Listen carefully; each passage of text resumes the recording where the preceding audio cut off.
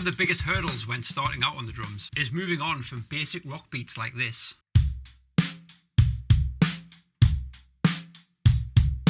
to playing funkier, more syncopated beats like this.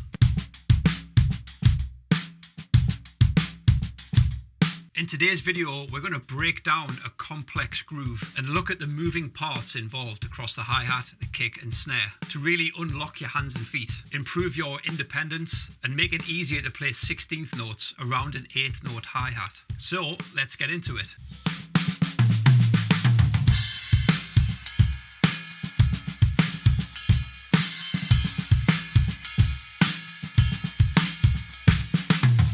When we play basic rock grooves with 8th notes on the hi-hat, 2 and 4 on the snare, and any combination of quarters and 8th notes on the kick drum, this is usually pretty easy to get going. Most drummers get the hang of these beats without any problems. But when moving on to playing kicks and snares between the 8th note hi-hats, this can be a much bigger challenge. Things can start to feel awkward and get messy, and what should sound like this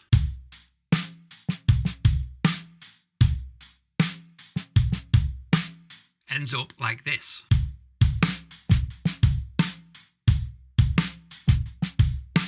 You know in your head what it's supposed to sound like, but you can't quite get it out in the way that it's intended. So let's take a groove that involves playing 8th notes on the hi-hat, 16th ghost notes on the snare, and some kick drums placed throughout the bar, landing on each of the 16th notes. Take it apart and look at how you should be practicing these kind of grooves to improve your coordination and independence and keep things clean and tidy and accurate.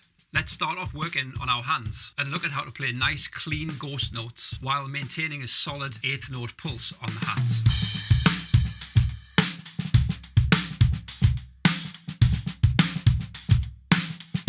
So our first independence challenge is to comfortably play the snare between these hi-hat notes. When we play a backbeat of 2 and 4 on the snare, this is pretty straightforward as both of our hands follow the same path. Not just on the way down to hitting the drums, but on the way up too. This is essential for keeping good time and consistency while we play. So before we add the ghost notes in, let's just play some 8th notes on the hi-hat with a 2 and 4 backbeat on the snare. And as you play this, try and shift your focus to how you move up to set up these notes. Feel how you lift the stick upwards, coming out of the and of 1 and the and of 3 in order to land back down on the 2 and 4.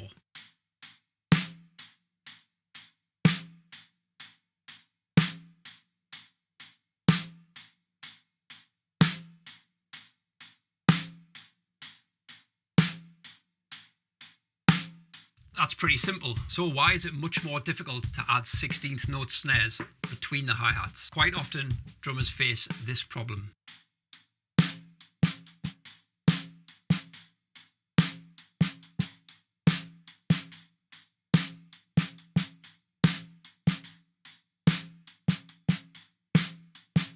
Every time you go to add a snare between the hi-hats, your right hand follows the left and you end up playing an extra hi-hat where it's not wanted. To remedy that, try doing this. Start with a basic 2 and 4 on the snare, as before.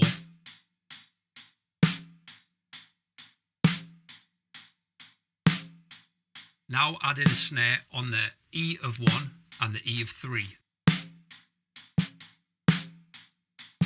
Do this by lifting your left stick up as you play the 1 and the 3 on the hi-hat, and notice how the opposite happens. As you drop your left stick onto the snare, your right hand is now moving away from the hi-hat to set up the next 8th note on the hi-hat.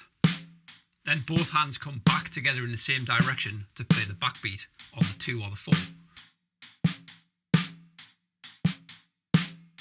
Now do exactly the same, but add a snare on the A of 2 and the A of 4, focusing on exactly the same motions as we just did before. Feel how your hands again move in unison to play the backbeat on 2 and 4, then in the opposite direction to land the snare between the hats. Put that all together and you get this.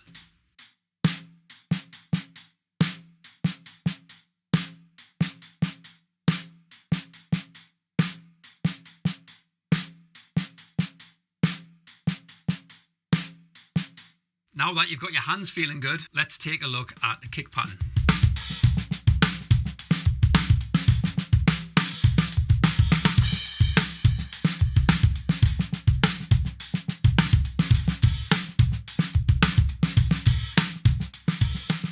So exactly the same problems come up when we try to play kick notes between the eighth note hi-hats. You'll find that your right foot wants to follow the right hand, resulting in something like this.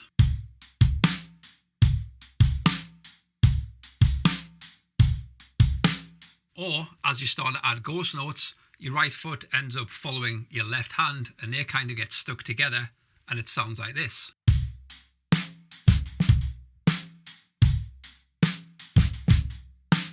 The good news is it's exactly the same solution. As you play kicks on the hi-hat notes, your right foot moves at the same time as your right hand to play these notes together. As you play kicks on the E or the A, you need to lift your right foot as your right hand is moving down towards the hi-hat. Start with a kick on the 1. Feel how your right hand and right foot lock in together. Again, focusing more on the upward motion required to set up these strokes. Now add a kick in on the A of 1 and notice how you need to lift your foot as you play the 8th note on the hi-hat to separate those notes. To play a kick on the and of 2, they lock in together again, coming out of beat 2.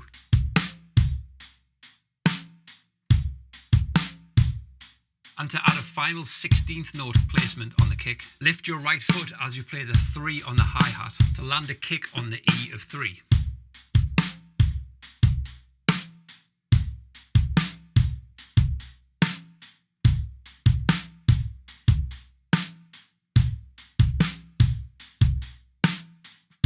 When you're comfortable with both the 16th snare ghost notes and the 16th note kick placements, try and put the whole thing together. See if you can be aware of all of the upward motions involved in this groove across the hi-hat, the kick and the snare.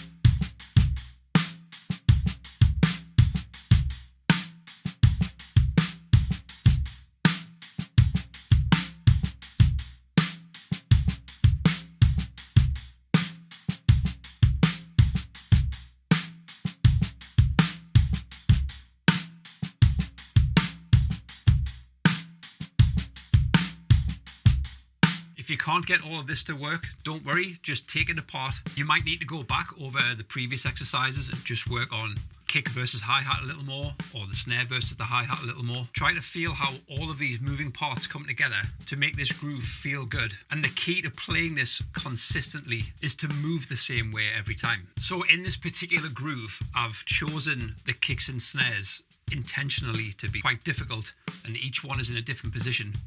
It gives you a different coordination and independence challenge. So the point isn't really to just master this groove and learn how to play this particular beat.